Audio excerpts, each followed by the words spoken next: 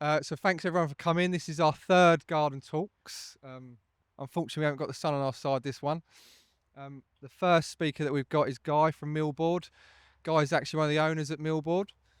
So I'll let Guy kick off and introduce yourself and the backstory about Millboard, and then we're shooting to the questions.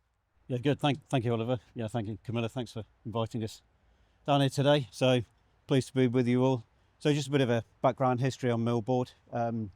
I'm probably the third generation in landscaping in the family. So father, he was a landscaper, started off life as a landscaper, as many of you have done, then went on to manufacturing paving.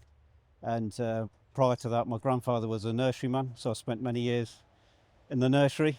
So a lot of background in horticultural paving side of it. So yeah, very close to my heart, very passionate about it too. So the Millboard side of it, that was born after we'd sold on the stone market side of the business, and we couldn't go back into paving. So we were looking around as to what we could do. We spent time in the nursery working on the planting side of that, so selling specimens, topiary side of things. We then developed what we know now as Millboard, the decking side of it. But when we looked at it, we didn't look at what was already out there in the market. We took what we had as our knowledge from the paving side of things, which was hand moulding and hand manufacturing. So we put that skills and that knowledge into making Millboard. So that's why today you get the natural grain effect of the product, where you get the hand moulded effect from natural oak and natural timber, but also on the performance side of trying to look at how can it be better than what's already out there in the market. So we always challenge things to not just to produce the same as what's out there now, but also to be better.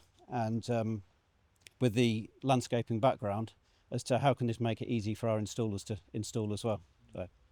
What I found really interesting, Guy, when I first come up to the factory and heard the story a bit more in depth, was the material that Millboard is made out of was firstly used for making plant pots. Am I right? Yep. Yeah. And then there was a point when you was out in France, I believe, and you saw a composite sleeper or something like that, and that's how the idea sparked to start creating the deck board, I believe. Was it? Is that right?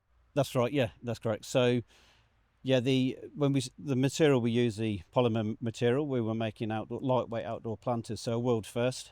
And then we saw an idea of a wood effect grain pattern, but they hadn't manufactured it into a product. So we took that concept, and over a number of years, developed a system and a process to be able to make the Millboard as we know it today. We were obviously talking recently, and one of the things that we're talking about is your sort of passion to keep in touch with the latest trends and developments. So I wonder if you could talk a bit about that today. What you've seen in the market across Europe and how that's influencing designs over here. So the trends of getting the inside outside, that's been there for a number of years, but it's probably rapidly increased over the last number of years. But the outdoor kitchens, the lighting, the outdoor heating, as we know today, is very much of a need, and just really bringing that space outside and uplifting that element of I've got somewhere to go out and relax. We call it the live life outside moment. And Europe tend to be moving more away from the minimalistic side of things, and they're moving back towards more the natural and the neutral colours. So the browns, the earthy tones, and the planting as well is how they're operating to bring that closer. A bit more natural, a bit more sort of full planting. That's it, yeah, more full planting, and also bringing the planting closer in. So instead of just having borders down the side, like you'd have with gardens where you'd have a walkway pathway through, but some of the planting interspersed in that, so it just feels like the nature's slowly encroaching in. And so is that quite important then for you as a business to make sure you're keeping track of the trends and the sort of inspiration? Yes, definitely. We need to be there. Also, at the forefront as a leader, not a follower, of where we want to be. But working with our clients as well as to what's working out there, what do our customers want, what do they need, how we can keep it moving forward and evolving. And I think you said you were at Chelsea the other week. So did you see some of these trends coming into sort of play there? Yes, very much. Very exciting as always at Chelsea. And congratulations to everyone who was there and doing a lot of hard work and what went into the Chelsea exhibits there. So again, there's a lot of bringing the more nature in on that. The planting becoming closer into the walkways, pathways, etc. But also things like water management seem to be quite a key thing. So either there's been a lot of focus over the years over drought tolerant plants, but it seems at the moment this year there's been a lot of how can you divest water into making use of it when it is a lot of rain, and making a water feature or a stream pathway through. So instead of trying to move it away, well, actually, how can we work with it and make it into a feature? And I suppose actually, like you say, a lot of that sort of the thoughts about sustainability and the fact that our environment is changing, and how we need to be sort of mindful of that. I know sustainability is quite an important thing for you personally and as a business. So perhaps you could tell us something about that. Yep. So sustainability, really looking at it as a holistic point of view. So quite often when we think of sustainability, first thing we might think of is recycled content, which is part of the jigsaw, part of the consideration. But there's far wider reaching. So where the products are made, where its production sourced. Millboard, everything we manufacture is here in the UK, and a lot of our material sourcing is coming from in the UK as well. And so looking at the carbon footprint of bringing the materials in, the impact, the supply chain solutions as well, so what their impact is on the environment, but also using energy from renewable sources, very strong on that, and just bringing in low carbon products.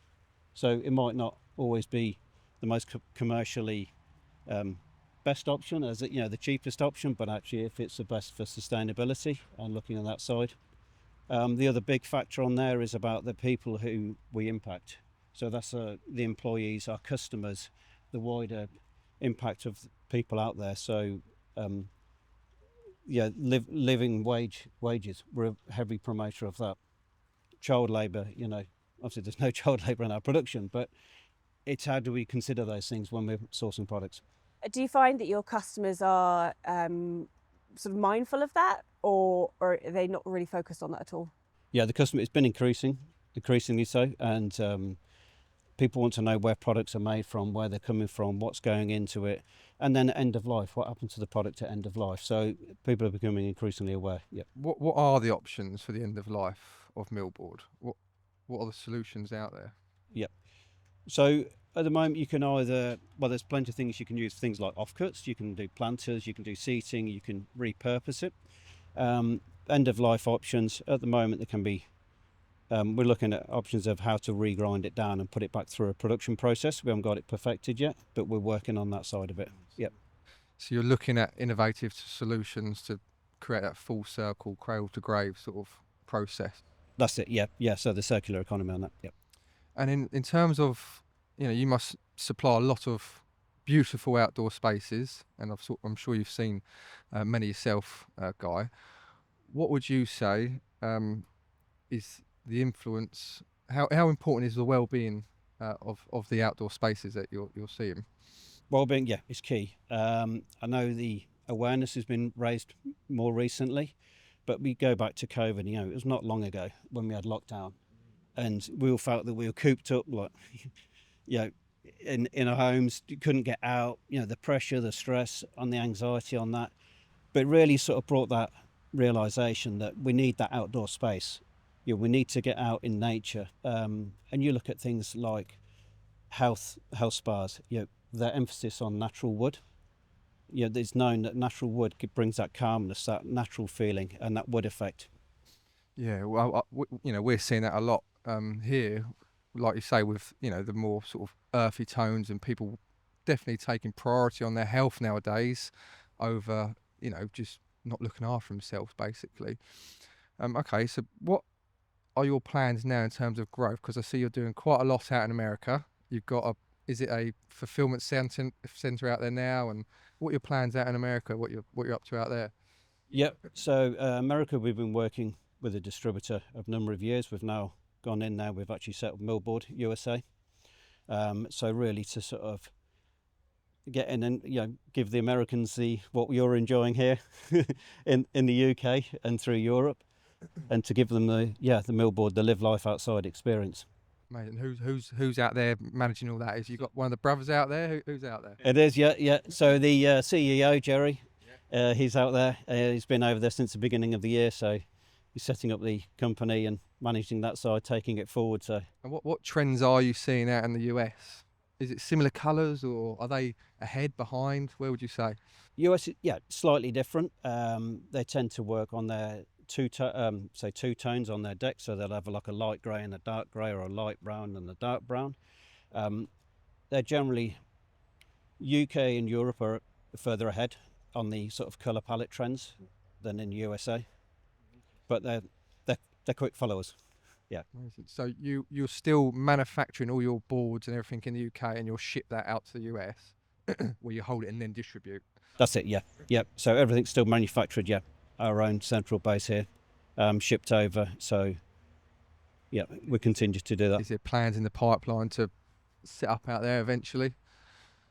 Yeah, there's talks on there as to how to set it up, but I suppose again the considerations of the impact. So things like taking materials over there, the carbon footprint, the labour side of things.